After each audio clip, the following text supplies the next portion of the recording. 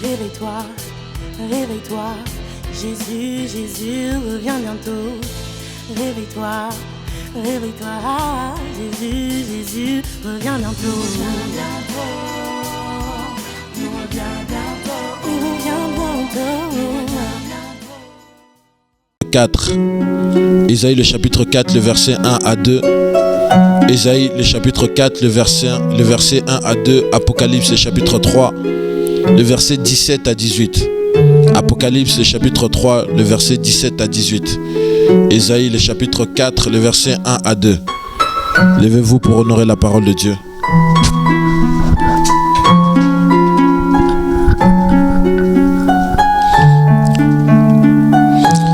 Et cette femme saisiront en ce jour-là un seul homme et diront: nous mangerons notre pain et nous nous vêtirons de nos habits. Fais-nous seulement porter ton nom, enlève notre opprobre. En ce temps-là, le germe de l'Éternel aura de la magnificence et de la gloire, et le fruit du pays aura de l'éclat et de la beauté pour les réchappés d'Israël.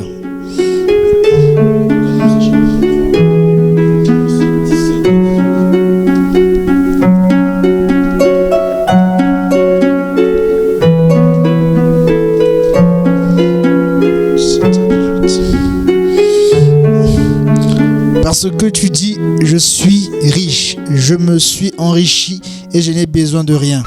Et parce que tu ne sais pas que tu es malheureux, misérable, pauvre, aveugle et nu, je te conseille d'acheter de moi de l'or éprouvé par le feu, afin que tu deviennes riche, et des vêtements blancs, afin que tu sois vêtu et que la honte de ta nudité ne paraisse pas, et un collier pour oindre tes yeux afin que tu vois. C'est la parole du Seigneur inclinant nos têtes. Seigneur Jésus-Christ, nous te bénissons, Père éternel. Alors que maintenant je me tiens devant l'autel, Père, viens prendre contrôle, Père éternel, de mon être, Seigneur mon Dieu, afin que tu puisses nous parler. Et comme les disciples qui marchaient avec toi sur le chemin d'Emmaüs, que nous nous disons que lorsqu'ils parlaient, n'est-ce pas que nos cœurs brûlaient au-dedans de nous, Seigneur mon Dieu. Nous attendons à toi, Seigneur Jésus-Christ, que tu viennes nous édifier, Père, parce que tu es mieux placé pour parler de ces choses, car c'est ta parole. Je te demande cela au nom de Jésus-Christ. Amen. Alors, cette écriture dont on vient de lire, les deux écritures dont j'ai fait un parallèle, le prophète Ésaïe premièrement parlait de la prophétie saisie par l'Esprit de Dieu, des choses que Christ devait accomplir dans un futur proche. Sinon, ce qui est écrit, car la prophétie n'est jamais venue par la volonté de l'homme, mais l'Esprit Saint. La prophétie n'est jamais venue par la volonté de l'homme, mais des saints hommes de Dieu ont parlé, étant poussés par l'Esprit de Dieu. De Pierre, le chapitre 1, le verset 21. Voyez-vous, les prophètes ne parlaient pas d'eux-mêmes. Et là, on voit dans cette portion de l'écriture le prophète Ésaïe qui était en train de parler des choses qui devaient venir au futur. Et ce message, ça serait très prophétique. Je demanderais qu'à tout le monde, vous essayez d'être attentifs. S'il vous plaît, les 7 femmes que le prophète Ésaïe parlait dans Ésaïe le chapitre 4, qu'ils allaient saisir un seul homme. Mais ces 7 femmes demanderaient juste à voir le nom de l'homme, mais ils auront leur propre pain. Que signifient les 7 femmes dans le prophétique? Les 7 femmes représentaient les 7 âges de l'Église. Les 7 âges de l'Église qui ont été donnés pour expier le péché dans les nations et accomplir la rédemption après la mort et la résurrection de Jésus-Christ. Dieu avait donné 70 semaines de Daniel aux Juifs, non pas pour les nations. Et le prophète Daniel avait dit à la 70e semaine, le Messie viendra et le Messie sera retranché à la moitié de la semaine, c'est-à-dire 3 jours et demi. Et Gabriel explique à Daniel que une semaine, un jour représente une année. Donc 7 jours représentent 7 ans. Et le Messie devait venir à la dernière semaine. Et le Messie est mort à la moitié de la semaine. Donc 3 ans et demi. Il reste l'autre 3 ans et demi pour accomplir la semaine de Daniel. Amen. Et lorsque le Messie est mort, il est ressuscité. Comme selon ce qui est écrit, il est parti chez les siens l'ont rejeté. Mais toute personne qui l'a accepté, il les a donné le pouvoir de devenir enfants de Dieu. Et Jésus a ouvert les 7 âges de l'église. Il a ouvert la brèche des 7 âges de l'église par son sacrifice. Et le prophète Ésaïe parle des 7 femmes. Et Jésus parle à une église durant les 7 âges de l'église. Il parle à l'église d'Éphèse, sa femme d'Éphèse. Il parle à l'église de Thyatire, de Smyrne, de Philadelphie, jusqu'à arriver dans Laodicée que nous venons de lire. Amen. L'homme représente Christ. C'est pourquoi l'apôtre Paul dit: car je suis jaloux de vous d'une jalousie de Dieu, parce que je vous ai unis à un seul mari, pour vous présenter à Christ comme une vierge chaste. 2 Corinthiens, le chapitre 11, le verset 2. L'apôtre Paul nous dit qu'il nous a fiancés à un seul homme. Un seul homme. Nous sommes fiancés à un seul homme, qui est Christ. Que représente le pain dans le prophétique? Matthieu, le chapitre 4, le verset 4. Matthieu, le chapitre 4, le verset 4. C'est prophétique, s'il vous plaît. Essayez d'être attentif. Si vous prenez des notes, prenez des notes. Ou s'il y a des questions, vous m'enverrez des messages. Matthieu le chapitre 4, le verset 4. Jésus répondit: il est écrit, l'homme ne vivra pas de pain seulement, mais de toute parole qui sort de la bouche de Dieu. Le pain représente la parole. Amen. Je vous donne ces mots-clés, si je peux dire, pour comprendre la suite des choses pour comprendre à la suite les choses que je dirai. Et les habits, parce qu'on dit qu'elle voulait avoir aussi ses propres vêtements, n'est-ce pas? Vous le lisez ça, la femme voulait avoir son propre nom, elle voulait avoir ses propres vêtements. Que représentent les vêtements dans le prophétique? Les vêtements, ça représente souvent soit le péché, soit la justice, soit la vengeance, soit... j'ai oublié l'autre. Mais dans ce cadre d'écriture, ça représente la justice. Ésaïe le chapitre 59, le verset 17. Ésaïe chapitre 59, le verset 17. Il se revêt de la justice comme d'une cuirasse, et il met sur sa tête le casque du salut. Il prend la vengeance pour vêtement, et il se couvre de la jalousie comme d'un manteau. Voyez-vous, on nous parle de vêtements, on parle de la justice, on parle de la vengeance, on parle de toutes ces choses concernant le vêtement. D'ailleurs, même quand Adam et Ève, ils ont péché, qu'est-ce qu'ils ont cherché? Ils ont cherché le vêtement, parce que le péché les a donné conscience qu'ils étaient nus. Amen. Matthieu le chapitre 22, le verset 11 à 12. Le roi entra pour voir ce qui était à table, et il aperçut là un homme, amen, qui n'avait pas revêtu un habit de noces. Là, Jésus parle de noces de l'agneau. Il parle sous forme de parabole. Il dit qu'il était rentré, tout le monde était rentré dans les noces, et il a vu une personne qui n'avait pas les vêtements des noces. Pourquoi? Parce que les vêtements des noces, c'est Jésus qui les donne. Les vêtements des noces pour rentrer au ciel, c'est la justice de Dieu. Nous ne pouvons pas rentrer au ciel par notre justice ou par nos œuvres. Selon ce qui est écrit, nous ne sommes pas sauvés par les œuvres. Paul dit ça aux Éphésiens. Mais nous sommes sauvés par la grâce, par l'intermédiaire de Jésus-Christ. Et le message de ce soir que je vais prêcher, c'est: les vierges folles veulent manger leur propre pain. Les vierges folles veulent manger leur propre pain. Amen. Les vierges folles veulent manger leur propre pain. Qui sont les vierges folles? Matthieu, le chapitre 25. Jésus parle là de 2 catégories de femmes. Il y avait 10 vierges. Il dit: le royaume des cieux est comme 10 vierges qui se sont parées pour aller à la rencontre de leur époux. Vous comprenez? Est-ce que tout le monde comprend ce que je dis ici? Pour aller à la rencontre de leur époux. 5 étaient sages, 5 autres étaient folles. Le chiffre 5 représente la grâce. Ça ne veut pas dire que 5 personnes seront sauvées ou 5 personnes ne seront pas sauvées. Le chiffre 5 représente la grâce. Les prophètes utilisent souvent des chiffres. Jésus utilisait souvent le chiffre 7, 10, 5. Le diable utilise souvent le chiffre 13 et 6. Amen. Parce qu'un frère aussi m'a posé la question sur les chiffres. Un jour, je viendrai dessus. Et la Vierge folle, ce qui caractérisait la Vierge folle, elle n'avait plus de lumière dans sa lampe. Elle n'avait pas d'huile. La lumière représente la parole de Dieu. David, il dit: ta parole est comme une lumière dans mes pieds qui guide mes sentiers. Et l'huile représente le Saint-Esprit. D'ailleurs, même dans les livres d'Apocalypse, le Seigneur a interdit de toucher l'huile et le vin. Alléluia. Et La vierge sage avait de l'huile et avait de la lumière dans sa lampe. Et la vierge folle, qui est la vierge folle? La vierge folle sont les églises qui prêchent leur propre évangile. La vierge folle sont les églises qui prêchent les traditions.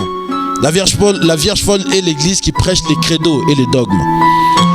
La vierge folle n'a pas pour fondement la parole de Dieu selon ce qui est écrit dans Éphésiens, le chapitre 2, le 20e verset. Ayant été édifié sur les fondements des apôtres et des prophètes, Jésus-Christ lui-même étant la maîtresse pierre du coin. La vierge folle ne se base pas sur les saintes écritures.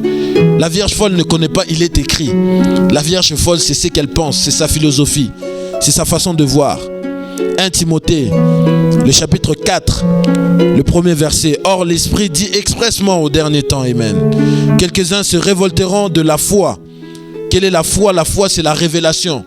Et la révélation nous est venue par les apôtres. Paul, il dit, ce que je vous enseigne dans les livres des Galates, je ne l'ai pas appris d'un homme. C'est Dieu lui-même qui m'a enseigné. Il ne se base pas sur la foi, il se base sur les pensées humaines. Et l'apôtre Paul continue s'adonnant aux esprits séducteurs et aux doctrines des démons. La vierge folle aime les doctrines des démons. C'est pas les démons qu'on vous prêche, les démons clairement comme les francs-maçons, les Illuminati font cela. Non. Qu'est-ce que la doctrine des démons? Parce que Jésus aussi était un prophète, il parlait comme un prophète. C'était très difficile pour les apôtres de comprendre le langage de ce prophète-là. Et alors que Pierre se présentait à Jésus, il dit à Jésus, Seigneur, il n'est pas bon que tu meurs, que Dieu t'épargne de cela. Jésus a dit à Pierre, arrière de moi Satan, parce que tu connais la pensée des hommes, mais tu ne connais pas la pensée de Dieu. C'est ça les doctrines des démons, les pensées des hommes, la philosophie, frère, aussi. Moi j'aperçois la parole comme ça. Non, moi j'aime pas ça. Je me conforme pas à ça. C'est ça la doctrine des démons. Tels sont les caractères des vierges folles. Dites amen, j'avance. Premièrement, Jésus-Christ était le second Adam. Premièrement, Jésus-Christ, le second Adam. 1 Corinthiens, le chapitre 15, le verset 45. Pour comprendre, parce que Jésus-Christ est l'époux de l'Église. Amen. Si Jésus est le second Adam, la seconde Ève, c'est l'Église. Pour comprendre ça, il faut aller dans les jardins d'Éden. La Bible déclare dans 1 Corinthiens, les chapitres 15, le verset 45. C'est pourquoi il est écrit, le premier homme, Adam, devint une âme vivante. Le dernier Adam est devenu un esprit vivifiant. C'est-à-dire que Adam était l'ombre de Christ. Amen. Adam n'était rien d'autre que l'ombre de Christ. Même avant que le péché commence à venir, frère, aussi, Dieu faisait tout avec Adam, comme ce qu'il allait faire plus tard avec l'église et l'épouse. Donc toute la Bible entière, ça parle d'un homme et de sa femme. Gloire à Dieu, c'est merveilleux. Ça. Genèse, le chapitre 2, le verset 18. L'Éternel Dieu dit, il n'est pas bon que l'homme soit seul. Je lui ferai une aide semblable à lui. Dieu ne trouvait qu'il n'était pas bon que l'homme soit seul.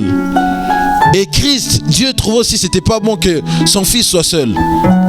Et il l'a envoyé sur terre. Par sa mort, il a sorti une épouse. Et Jésus a vu son épouse dans sa résurrection. Il a dit, voici l'os de l'os, l'os de mes os, la chair de ma chair. Pourquoi? Le même esprit qui était en Jésus est descendu dans son épouse. La vierge folle n'a pas l'esprit de Jésus-Christ. La vierge folle, c'est un homme animal. My God. Parce que Adam a vu les animaux passer devant lui. Il a vu des serpents, des singes. Mais il a dit, voici l'os de mes os. Les os représentent l'intérieur. Il a vu le même esprit qui était en lui et dans cette femme. Amen. Il a vu le même caractère qu'il avait été dans cette femme. Et la chair de ma chair. Pourquoi? Parce qu'il porte et il fait les mêmes choses que moi. Mais aujourd'hui, est-ce que Jésus voit l'os de ses os lorsqu'il vient dans cette ville de Lyon? Est-ce que lorsque Jésus te regarde et dit, tu es l'os de mes os? Ou comme Salomon dit dans les cantiques, il t'appelle ma bien-aimée. Est-ce que quand Jésus t'appelle, quand il te regarde, il t'appelle prostituée ou bien-aimée? Il t'appelle hypocrite ou ma chérie? Dites amen, j'avance. Ça commence à devenir dur. Adam devait travailler à la sueur de son front pour manger son pain. Genèse chapitre 3, le verset 19. Genèse, le chapitre 3, le verset 19.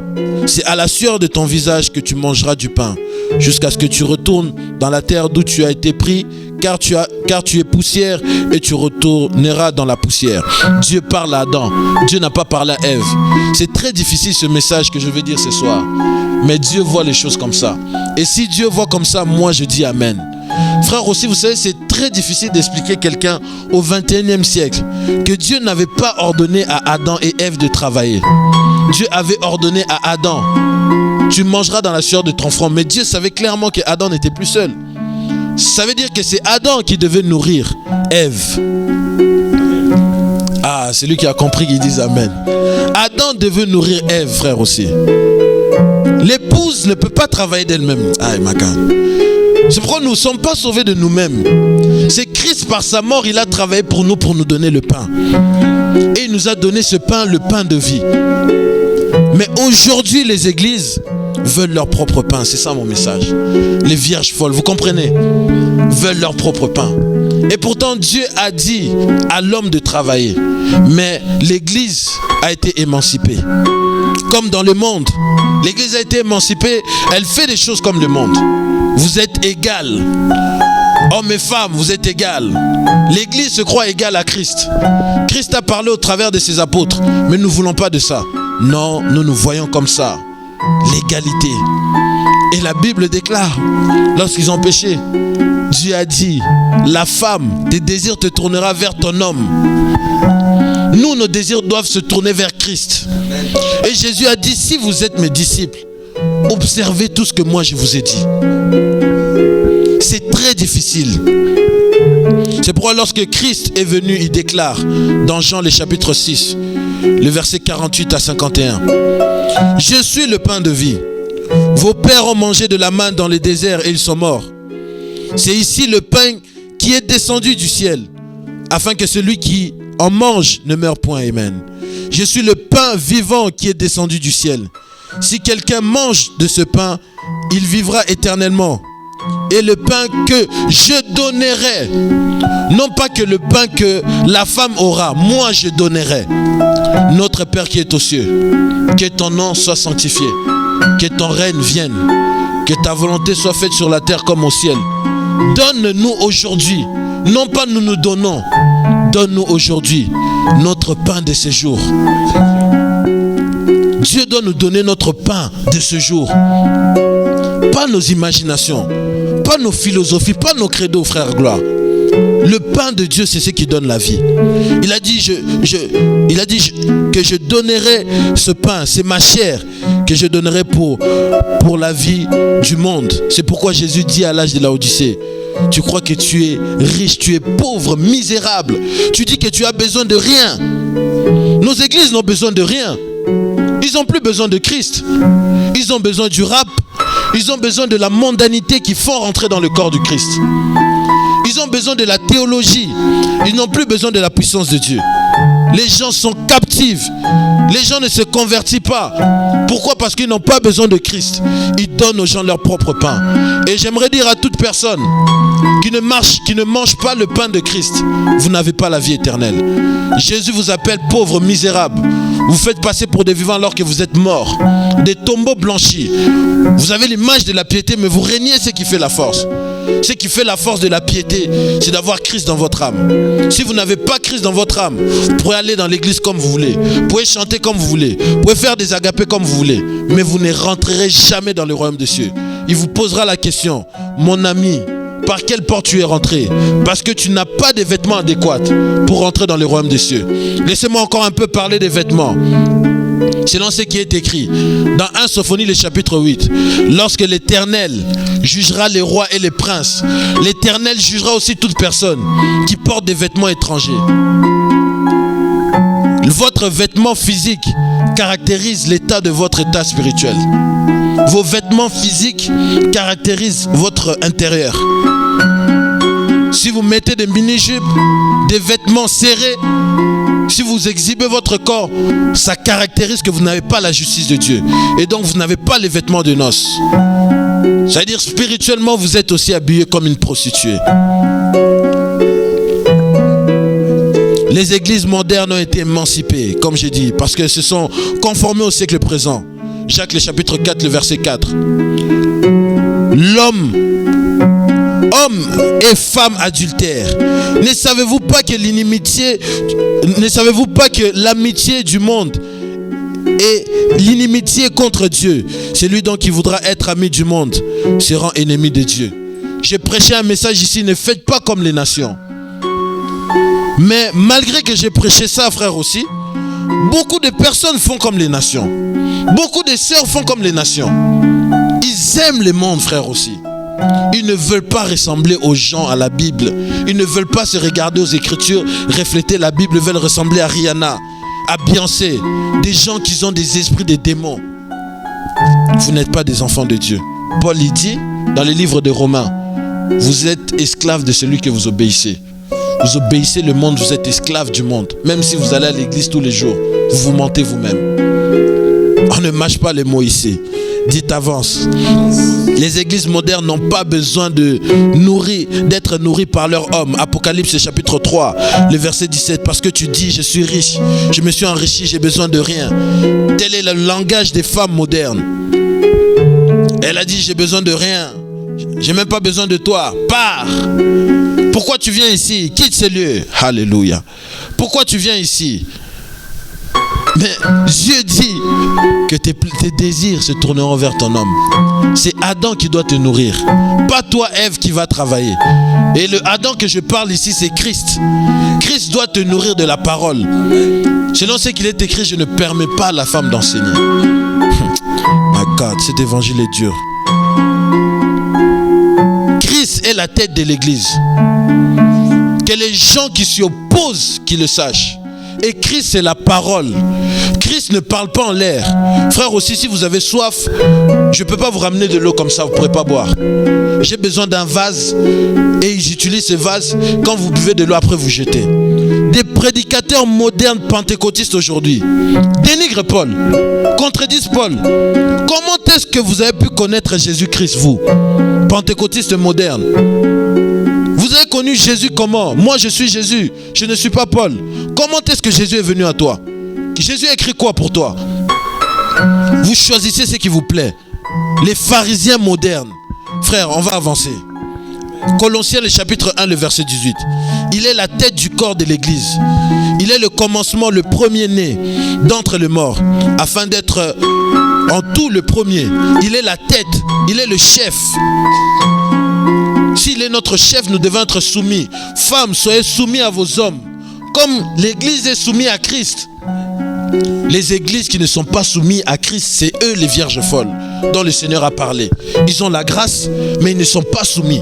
Et c'est des vierges folles, lorsqu'ils se présenteront devant lui, il dira, est-ce que moi je vous connais? Jésus l'a dit. Plusieurs diront, Seigneur, nous prophétisons en ton nom. Il ne dira pas, non, je ne vous reconnais pas. Il dira, arrière de moi, vous qui commettez l'iniquité. Il n'a pas nié qu'il les connaissait. Mais l'iniquité fait qu'ils ne peuvent pas être à côté de lui. Jesus. Éphésiens, le chapitre 1, le verset 22 à 23. Oh my God, je me sens bien. Dieu le Père a tout mis sous ses pieds. Il a donné pour chef suprême à l'église qui est son corps, la plénitude de celui qui remplit tous en tous, tout en tous. C'est Jésus qui remplit tous en tous.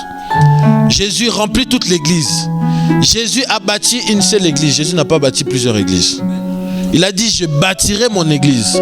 Lorsqu'on va évangéliser, on nous demande, vous êtes de quelle église? Nous sommes de l'église de Jésus. Oh, mais nous sommes de l'église de Jésus. Donnez-moi l'église de Pierre. Donnez-moi le nom de l'église de Pierre. Donnez-moi le nom de l'église de Paul. Jésus a dit, je bâtirai mon église. C'est-à-dire, les autres qui viennent, oh, moi je suis catholique. Vous êtes bâtis dans l'église catholique, pas dans l'église de Christ. Moi je suis protestant. Vous êtes bâtis à l'église protestante, pas l'église de Christ. Moi je suis baptiste. Vous êtes bâtis à l'église de Baptiste, pas l'église de Christ. Pentecôtiste, pareil. Témoin de Jéhovah, pareil. Mormon, pareil. Église des saints, pareil. Adventiste, pareil.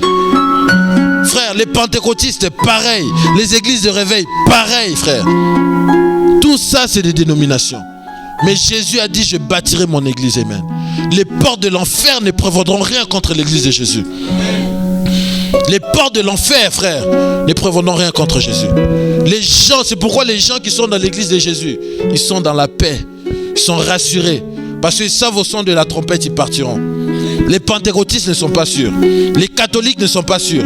C'est pourquoi ils utilisent le purgatoire. Ils utilisent toutes sortes de pratiques pour se sauver, frère. Nous sommes bâtis sur cette église-là, sur la doctrine des apôtres et des prophètes de Christ. Jean, le chapitre 15, le 5e verset. On va remettre, c'est une mise à jour aujourd'hui. Pour toutes les dénominations, c'est une mise à jour. Là maintenant je suis jeune, on me critique, mais Dieu me confirme, frère. On va parler un peu ici. Dieu me confirme. Ceux qui critiquent, Dieu me confirme. Et c'est le jugement. Dieu n'a pas envoyé quelqu'un qui avait 30 ans avec une grosse barbe. Dieu a envoyé Jérémie, un jeune homme de 17 ans, de parler aux vieux. C'est une mise à jour aux faux prédicateurs. Les enfants de Dieu vont entendre. Il y a une sœur, on l'a empêchée, on l'a tellement empêchée, on lui disait que j'étais franc-maçon. La sœur elle-même est partie voir. Elle a dit, comment est-ce qu'un franc-maçon peut prêcher la Bible? Vous pourrez les empêcher dans vos églises. Ils suivent.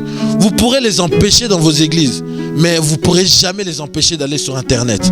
Vous ne serez pas là quand ils seront sur Internet en train de voir les vérités. Et ils vont sortir de Babylone en courant. Amen. Gloire à Dieu. Je suis le sceptre. Vous êtes le sarment. Celui qui demeure en moi et en qui je demeure porte beaucoup de fruits. Car sans moi, vous ne pouvez rien. Regardez les dénominations. Ils n'évangélisent pas. Pourquoi? Ils n'ont pas Jésus. Il n'y a pas de miracle. Pourquoi? Ils n'ont pas Jésus. Des gens ne se convertissent pas. Ils ne se convertissent pas. Pourquoi? Ils n'ont pas Jésus. Ils ont remplacé Jésus par les credos. Ils ont remplacé Jésus par la théologie. Ils ont remplacé Jésus par des fêtes, des agapés, des distractions. Et on se demande même si la Bible est d'actualité. Bon, la Bible est devenue historique pour eux. C'est juste, voilà, une tradition. Deuxièmement, les vierges folles au temps de Jésus. Les vierges folles au temps de Jésus. Parce que les Juifs aussi, à l'époque de Jésus, c'était des vierges folles. Vous avez compris ce que signifie les vierges folles? C'est les gens qui n'obéissent pas à la parole de Dieu. Et au temps de Jésus, il y avait des mouvements qui n'obéissaient pas à la parole de Dieu. La Bible déclare, le roi Salomon dit dans Ecclésiaste chapitre 1, le verset 9, celui qui est, ce qui a été, c'est ce qui se passe, c'est ce qui s'est passé, se repasse encore, car il n'y a rien de nouveau sous la terre. Israël était la femme de Dieu. Premièrement, pour mettre aussi dans le contexte, Israël était la femme physique de Dieu, l'Église est la femme spirituelle de Dieu. Comme Abraham avait 2 femmes, avait Sarah, dont les Israélites descendent, et avait Agar, qui était une femme de nation. Celui qui a compris, qui dit Amen. Dieu faisait tout partie, frère, aussi. Quand vous voyez la Bible, vous voyez la trace de Dieu, frère. C'est la trace... je dirais pas, les gens vont pas comprendre. Jesus. Mais Israël voulait manger de son propre pain alors que le pain du ciel était descendu. Comme on a lu dans Jean, le chapitre 6, le verset 48 à 51, Jésus se présente devant les Juifs. Il dit, vos pères ont mangé de la manne et ils sont morts. Mais pourtant la manne, c'est Dieu qui a donné ça. Si la manne que Dieu lui-même a donnée, ça peut tuer les gens, alors combien plus fort si les hommes vous donnent leur pain, ça vous tue doublement. Frère, et Jésus dit, je suis le pain de vie qui est descendu afin que quiconque mange qu'il ait la vie. Les Juifs ne voulaient pas de ça. Lorsque Jésus était venu en Israël, l'apostasie régnait dans ce pays qui devait être le modèle pour les nations. Et Jésus commença à corriger les hommes religieux. Matthieu le chapitre 19, le verset 4. Ouh, something is getting ready to happen. Matthieu 19, le verset 4. Il répondit, n'avez-vous pas lu que le Créateur au commencement fit l'homme et la femme? Il commence à corriger. N'avez-vous pas lu? N'avez-vous pas lu? Et pourtant, les scribes et les pharisiens, ils étaient assis dans la loi de Moïse, Jésus lui-même dit. Mais ils tordaient le sens des paroles de Moïse. Et nous aussi, on a reçu un Moïse, Paul. Paul a écrit le plus grand nombre des épîtres. La plus grande partie du Nouveau Testament, c'est Paul qui l'a écrit. Et Pierre dit quelque chose de fort dans 1 Pierre. Il dit, Paul a reçu une grande connaissance dont certains tordent le sens pour leur propre ruine. Aujourd'hui, oh, les femmes peuvent prêcher. Et ils disent, Paul, il a dit là-bas, les femmes ne peuvent pas prêcher. Ils prennent là-bas, ils disent, oh, alors Paul, pourquoi il a laissé Prisca et Aquilas? Vous voyez, ils tordent le sens de l'écriture. Paul, avant de mourir, frère, il faut que vous sachiez ces vérités. Parce qu'ils lisent la Bible, ils ne connaissent même pas le contexte historique de comment Paul il a écrit, quelle pensée il avait. Paul, avant de mourir, frère aussi, il a écrit à Timothée. Il a écrit, je ne permets pas à la femme d'enseigner. Il était en train de donner l'ordre, comment est-ce que les choses devaient se passer dans les églises. Et Paul, il dit à Timothée, veille sur ton enseignement. Veille sur ton enseignement, ainsi tu te sauveras toi et toutes les personnes qui te suivent. Frère, si vous ne veillez pas sur votre enseignement, vous irez à votre perte et vous amènerez les autres personnes à leur perte. C'est là ce qui est écrit dans le livre de Jacques. Ne soyez pas nombreux à vouloir prêcher. Parce que Dieu jugera les gens qui prêchent sévèrement. C'est pourquoi moi je me tiens à ce que les apôtres ont dit. Le jour que je vais me présenter devant lui, il me dira pourquoi tu as dit ça. Je dirai Seigneur, Paul a dit. Je ne dirai pas Seigneur, je pensais, tu vois. Non, non, non. Paul a dit, Pierre a dit, Jacques a dit. Moi j'ai rien dit, eux ils ont dit et j'ai répété, frère. Et c'est pourquoi Paul il dit à Tite, Tite veille qu'à Crète, que dans toutes les églises on répète ce que moi Paul j'ai dit. Comment est-ce que les pasteurs aujourd'hui peuvent manquer du respect à Paul? Tiens, comment est-ce qu'ils peuvent manquer du respect à ces grands hommes de Dieu? Et les prédications que les hommes religieux et les dénominations ou la Vierge folle prêchaient ne touchaient pas les gens. Et Jésus est venu avec un message fort de repentance. C'est qu'on ne voit plus dans nos églises. Nos églises, tu vas être béni, amen. Tu vas être riche, amen. Prospérité, amen. Avancement, amen. Je vois des millions, amen. Jamais la repentance. Il caresse votre péché. Reste doux, reste doux. Ils vous caressent en plus à cause de quoi? De l'argent. Ils ont pour Dieu leur ventre. Ils ne peuvent pas vous prêcher le péché. Jean-Baptiste est venu. Il a dit, race de vipères, qui vous a appris à fuir la colère de Dieu? Hérode, il n'était pas permis de prendre cette femme. Si c'était des prophètes qu'on voit aujourd'hui, Hérode, Dieu me dit l'élévation, tu seras encore président. Et Jésus a prêché un message fort. Matthieu le chapitre 7, le verset 28 à 29. Après Jésus eut achevé ses discours, la foule fut frappée de sa doctrine, car il enseignait comme ayant autorité et non pas comme les scribes. Il enseignait avec autorité. Les gens sont frappés dans leur cœur, frère. Les gens ne sont plus frappés dans leur cœur, frère, aussi. Allez dans les églises catholiques, vous verrez si les gens se convertissent. S'ils sont touchés, c'est une tradition. Demandez aux protestants. S'ils sont touchés, c'est une tradition. Ça fait combien de temps que vous n'avez pas pleuré sur vos péchés? Que vos péchés sont devenus normaux? Ça fait combien de temps? On vous cache ça. On vous cache ça alors que vous ne rentrerez pas là-bas. Ils vous parlent d'un faux Jésus. Comme Pierre et Paul, ils vous prêchent un autre Jésus, un autre évangile. Non pas qu'il y ait d'autres évangiles, mais Dieu il vous prêche un autre évangile. Jésus a prêché la repentance. Et la Bible déclare que le cœur des gens était touché. Et ces apôtres qui avaient aussi le même esprit que lui, ils opéraient les mêmes choses. Actes le chapitre 2, le verset 37. Après avoir entendu ces discours, ils eurent le cœur vivement touché. Ils dirent à Pierre et aux autres apôtres, hommes, frères, que ferons-nous? Les gens étaient touchés. Lyon n'est pas touché. Regardez le nombre des églises qu'il y a à Lyon. On était la dernière fois à l'évangélisation, ça m'a rendu triste. Un jeune musulman, on a parlé avec lui, on l'a montré le retour du Seigneur, les jugements, on a parlé un peu du Coran. Il nous a posé la question, il m'a dit, mais pourquoi on ne voit pas les chrétiens qui font la même chose que vous? Parce qu'ils n'ont pas Christ. Ils n'ont pas Christ en eux, tout simplement, je ne pouvais pas lui dire ça. Ils sont là avec leur credo, ils ont leur habitude, ils ont leur temple. Frère, c'est des Tobitch et des Sambala. Parce que Tobitch et Sambala, c'était des croyants. Malgré c'était des croyants, mais ils étaient hypocrites. Ils ne voulaient pas que la muraille de Dieu puisse être élevée. Et il y a beaucoup de soi-disant de Dieu qui s'opposent à nous. Parce qu'on est jeunes, ils disent pourquoi ils vont dans les rues. Ils croient quoi? Ils croient qu'ils vont faire mieux que nous. On va dire la vérité, on va faire mieux que vous au nom de Jésus. Parce que nous on a une vision claire. On n'essaye pas, on ne tâtonne pas, on fait.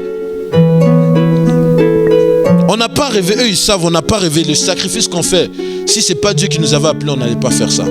Les sacrifices qu'on fait, si ce n'était pas Dieu, on n'allait jamais faire ça. Troisièmement, les femmes qui mangent leur propre pain à l'époque de Jésus. Les dénominations pharisianiques, premièrement, il y avait les pharisiens. Les pharisiens sont l'un des partis juifs actifs en Judée pendant la période du temps du Second Temple. De nombreux enseignements des pharisiens sont incorporés à la tradition rabbinique. Ils se distinguent notamment par le parcours à la Torah orale pour fixer la loi juive. Les pharisiens, c'était une dénomination, comme les catholiques, protestants, et toutes ces histoires. C'est des dénominations. Amen. Dénomination veut dire les gens qui se nomment, qui ont un nom. Et les pharisiens, ils se basaient sur la loi orale, c'est-à-dire la tradition, le Talmud. Ils ne se basaient pas sur ce qu'il est écrit. Ils avaient comme fondement cette parole. C'est pourquoi Jésus reprenait sévèrement cette dénomination qui avait tordu la parole de Dieu par des traditions des hommes. Matthieu, le chapitre 23. Matthieu, le chapitre 23, le verset 16. Malheur à vous, conducteurs aveugles, qui dit si quelqu'un jure par le temple, ce n'est rien, mais si quelqu'un jure par l'or du temple, il est engagé. Il tordait le sens de l'écriture. Jésus commençait à les corriger. Malheur à vous, comme il dit à l'âge de la Odyssée que nous sommes. Malheur, tu te dis tu es pauvre, misérable, tu es aveugle. Les pharisiens étaient aussi aveugles. Pourquoi ils étaient dans des credos? Ils tordaient la parole de Dieu. Matthieu le chapitre 15, le verset 14. Laissez-les, ce sont des aveugles qui conduisent des aveugles. Laissez-les, ces gens de la Odyssée, frères aussi. Ce sont des aveugles qui conduisent des aveugles. Il y a quelqu'un qui nous a écrit par rapport à l'émission qu'on a fait sur les signes qui prouvent que l'Antichrist est prêt à apparaître. Il dit, regardez leurs signes, c'est des francs-maçons. Il dit, mais est-ce qu'ils sont intelligents? Est-ce que le diable peut combattre le diable? Son royaume ne persistera pas. Le diable qui combat le diable. Ça s'accomplit, les pharisiens modernes sont là. Ils voient Jésus qui est en train d'opérer, ils l'appellent encore Belzéboul. C'est terrible, frère. Laissez les aveugles conduire les aveugles. Ils tomberont tous deux dans leur fosse.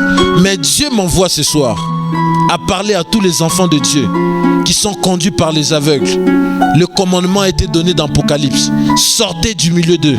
Sortez des dénominations afin de ne pas faire part aux mêmes abominations qu'eux. Sortez des credos. Sortez de la philosophie. Sortez des sentiments.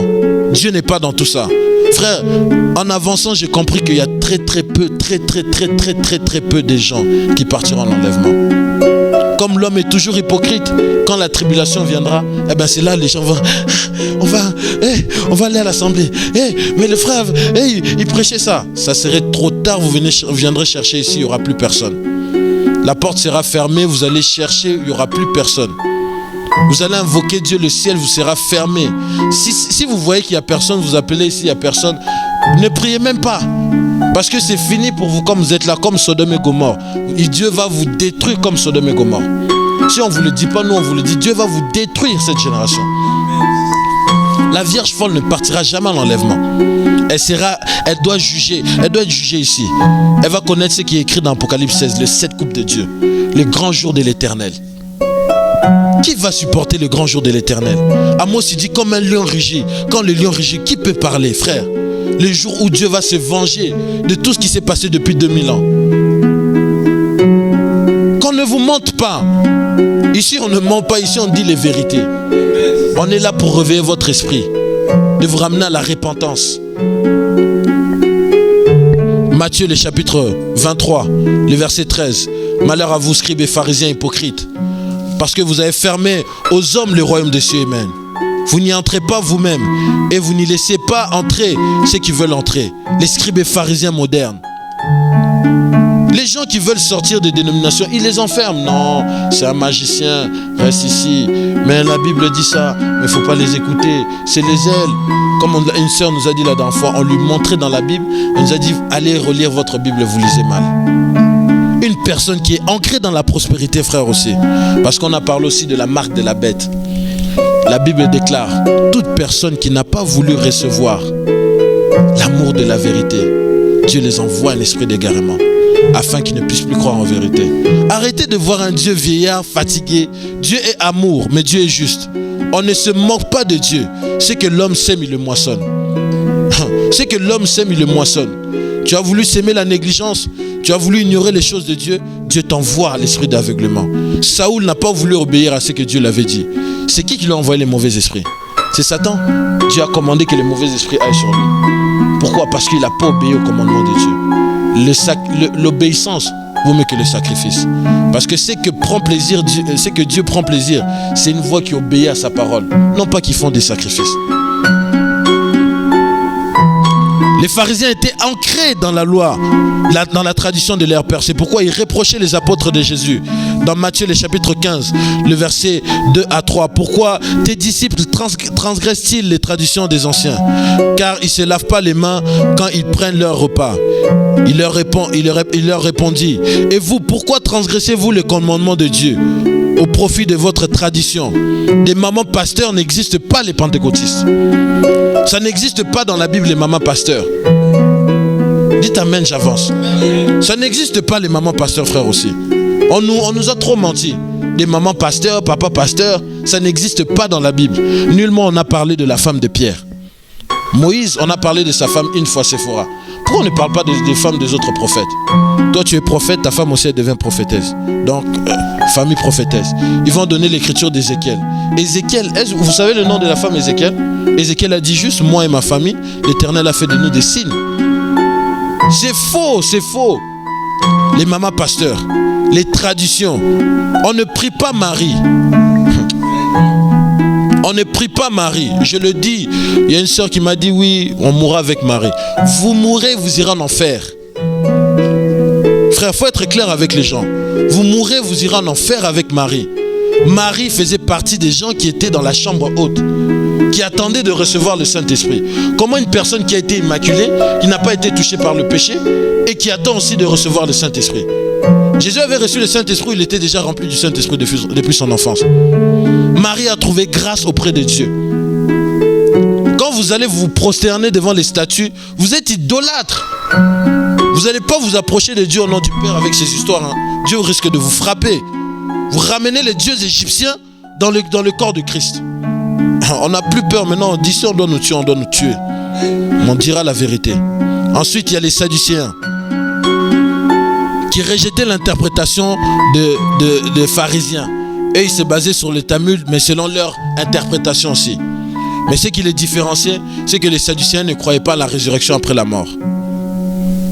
Ils ne croyaient pas à la vie après la mort. Ils ne croyaient pas à l'existence des anges.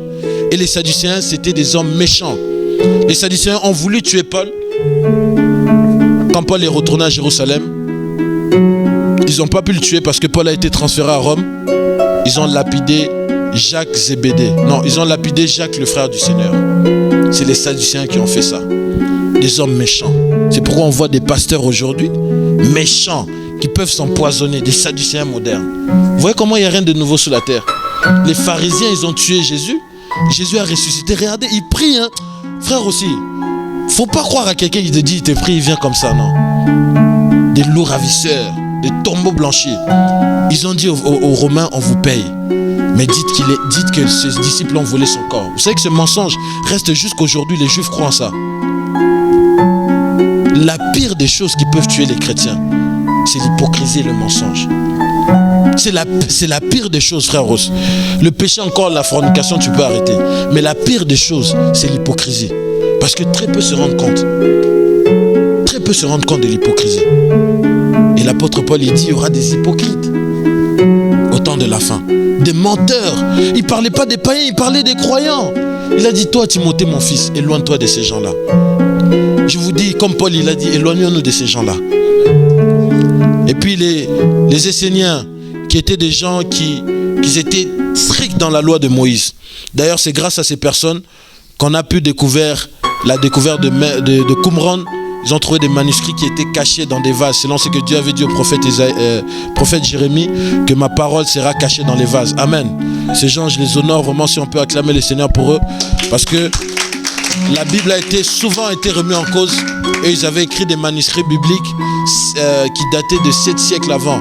Et ils savaient que Jésus avait dit des prophéties, ils prenaient en compte quand même que Jérusalem allait être détruit, ils voyaient comment ça allait.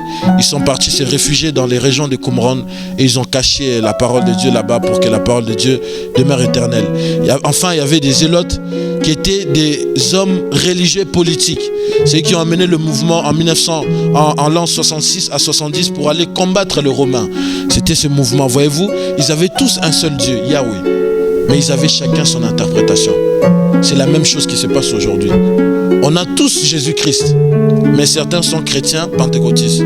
Certains chrétiens groupe évangélique. Certains chrétiens adventistes. Certains chrétiens catholiques. Certains chrétiens baptistes. Certains chrétiens mormons. Certains chrétiens, en fait, au juste. Paul était quoi? Ça règle. Les apôtres, ils étaient quoi? Si vous me répondez à ça, moi je vous crois. Si vous me dites les apôtres Paul étaient catholiques, montrez-moi dans la Bible.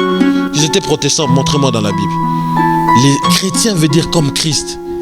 Mais vous n'êtes pas comme Christ, mais vous êtes comme Christ de l'église catholique. Pourquoi vous dites chrétien catholique? Donc vous êtes chrétien comme l'église catholique. Les Christ de l'église catholique, les protestants, les Christ de l'église... Christ, ça veut dire parole. Donc vous voyez les femmes, comment ils ont leur propre pain. Ils ont leur propre pain. Ils veulent juste garder son nom. Vous voyez l'hypocrisie, ils veulent garder juste son nom. On va finir sur ça, 2 Timothée. Le chapitre 4, le verset 3 à 4. Car il viendra un temps où les hommes ne supporteront pas la sainte doctrine, on y est. Mais ayant la démangeaison d'entendre les choses agréables, ils se donneront une foule de docteurs selon leurs propres désirs. Une foule de docteurs catholiques, protestants, baptistes, adventistes. Et c'est ça la foule de docteurs pour que Paul parlait. Cette prophétie s'est accomplie, vrai ou faux? Acclamons le Seigneur.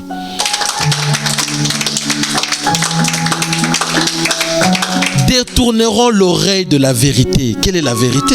C'est la sainte doctrine des apôtres. Et se tourneront vers les fables. Vous serez riches, amen. Avance, amen. Les millions, amen. C'est quoi? C'est des fables. Frère, tu vas avoir des millions, va travailler. Toi, tu dis un chômeur, tu seras millionnaire.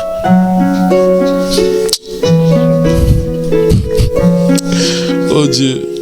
Et les gens, comment ils croient? Je sais pas. Un frère aussi. Vraiment les fables. Ils aiment les fables de La Fontaine. Hein? L'église romaine catholique, avec ses fables, je vous salue Marie. Hein? Les fables, je vous salue Marie. La doctrine du concept de l'immaculation de Marie est un dogme de la foi catholique qui a été établi en 1854, bien après les apôtres, après la réflexion des hommes catholiques. Est-ce qu'on a dit c'est biblique? C'est Wikipédia qui parle de ça. C'est l'église catholique en 1854. Donc tous ces temps, les gens qui adoraient avant, qui n'adoraient pas Marie sont perdus. Vous voyez comment le diable s'est introduit? Et ça, c'est devenu une dénomination. La Trinité. C'est pourquoi l'apôtre Paul dit dans Galates chapitre 1, le verset 8. Moi j'ai beaucoup d'estime pour cet homme, frère aussi. Il a travaillé durement, il a souffert. Lorsque je vois comment les gens les dénigrent aujourd'hui, Dieu n'aura pas pitié d'eux. Parce que beaucoup de gens ne savent pas. Le vase que Dieu a utilisé pour vous parler, vous dénigrez ça. Mais vous insultez Dieu. Dieu, vous ne pouvez pas le voir. Vous insultez le corps que Dieu a utilisé. Galates le chapitre 1, le verset 8. Mais quand vous-même, quand un ange du ciel annoncera un autre évangile que celui que nous avons prêché qui soit anathème. Les apôtres n'ont pas prêché que Marie était immaculée. Les apôtres n'ont pas prêché le purgatoire. Les apôtres n'ont pas prêché les histoires. Les apôtres n'ont pas prêché l'Eucharistie. Dites amen, j'avance. Ça fait mal, mais dites amen. N'a pas prêché l'Eucharistie. Les apôtres n'ont pas prêché la Trinité. Montrez-le-moi dans la Bible. Tertullien ne faisait pas partie des apôtres. Dites amen, j'avance. La Trinité, cette doctrine est venue avec Tertullien. La doctrine du Père, Fils, Saint-Esprit, qui séparait ça en 3. Alors que l'apôtre Paul explique ça dans Éphésiens, le chapitre 4. Je crois au 5e verset, au 6e verset. Il y a un seul Dieu qui est au-dessus qui est parmi, qui est en, mais c'est le seul Dieu.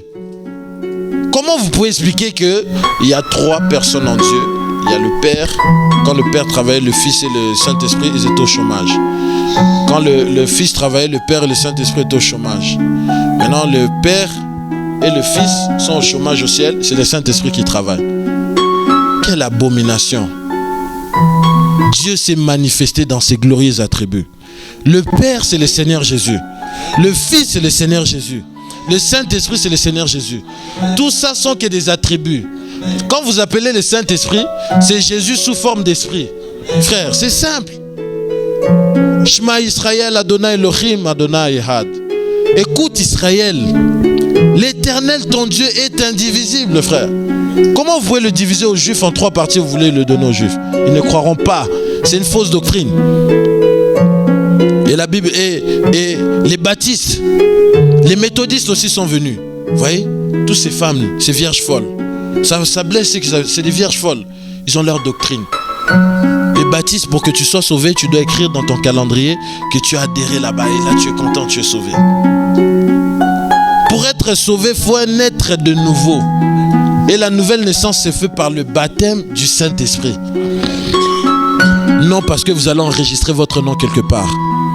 Les adventistes, on a parlé avec une dame adventiste, il nous dit parce que vous n'observez pas le sabbat, vous irez en enfer.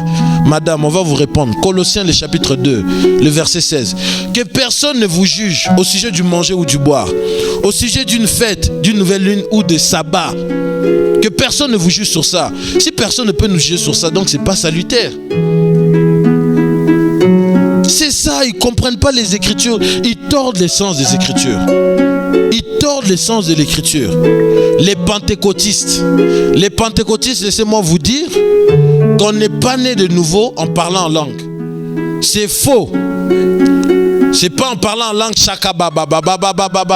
que vous êtes né de nouveau. C'est faux. C'est écrit nulle part. L'apôtre Paul nous donne, Jésus a dit, vous les reconnaîtrez par leurs fruits. Les fruits de l'esprit sont quoi? Galates, le chapitre 5, le verset 22.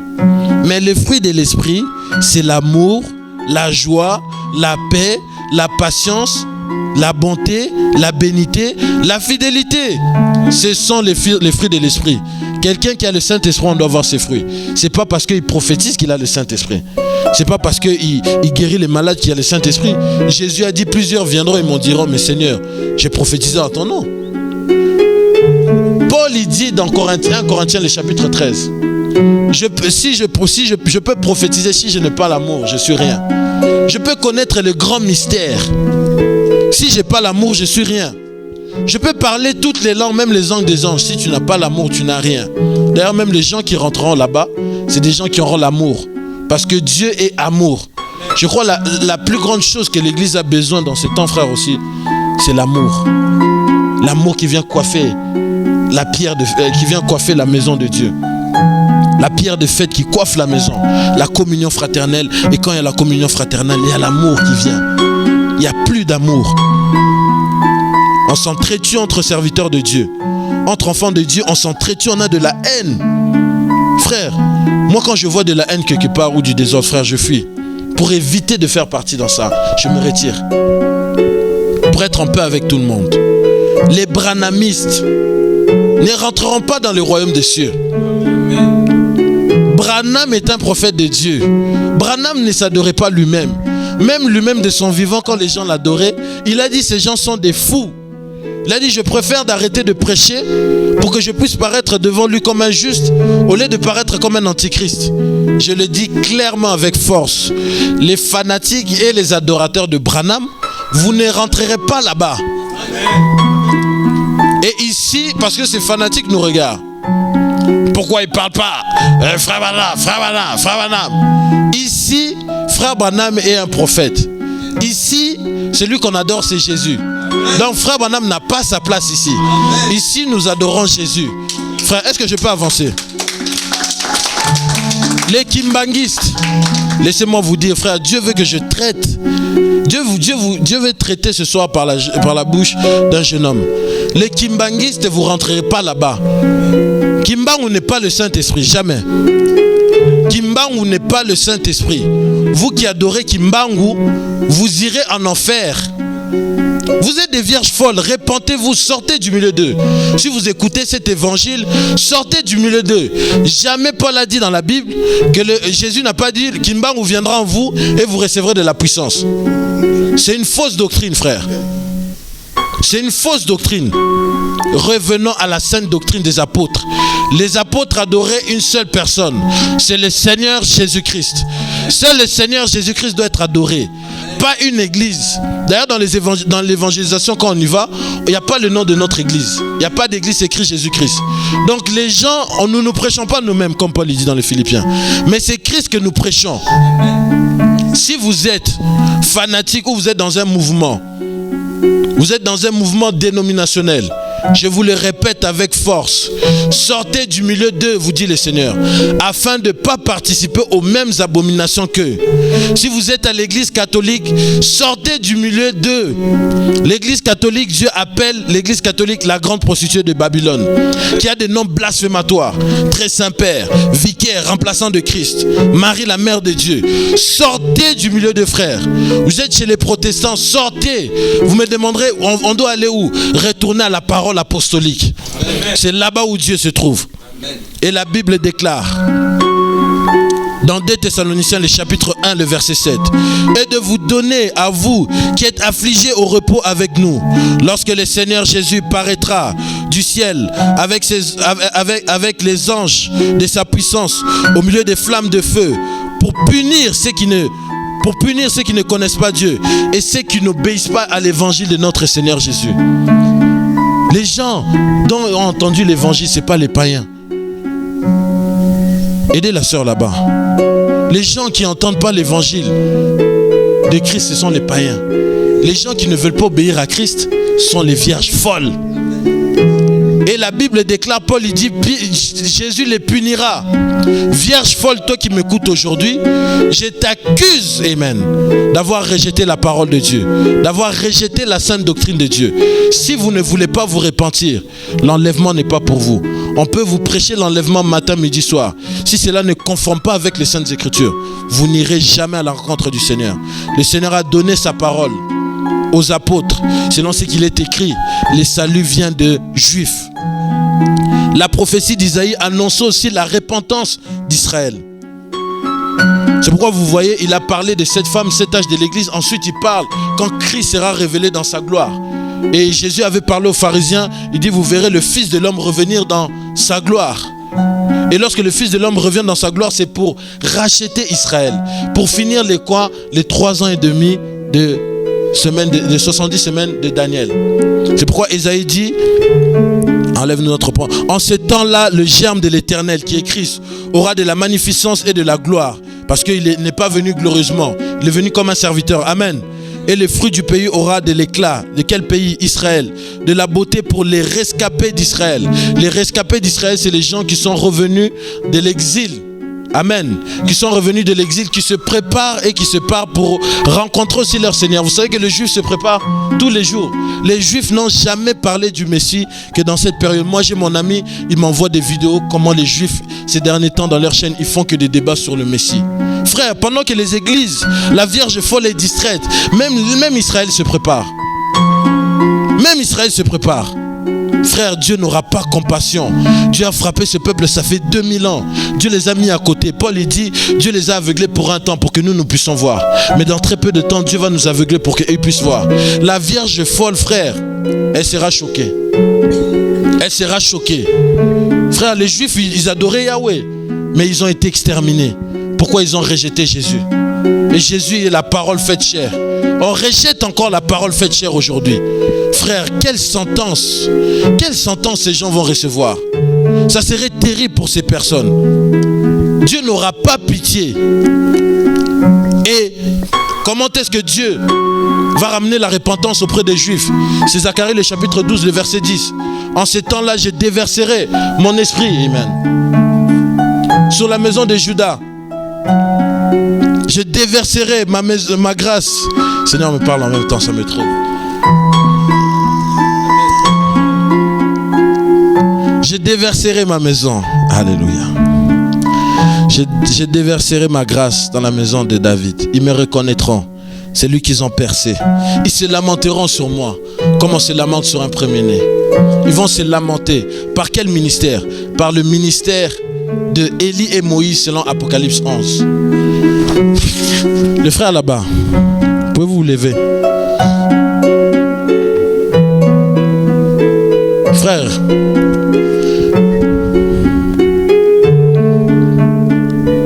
votre maman a beaucoup servi le Seigneur. Et elle sert beaucoup le Seigneur. Comment elle va? Elle va bien. Vous devez beaucoup rendre gloire à Dieu. Parce que ce qui vous a amené ici, c'est par rapport à ce que votre maman a fait pour Dieu. C'est pourquoi Dieu a voulu que vous veniez entendre aujourd'hui.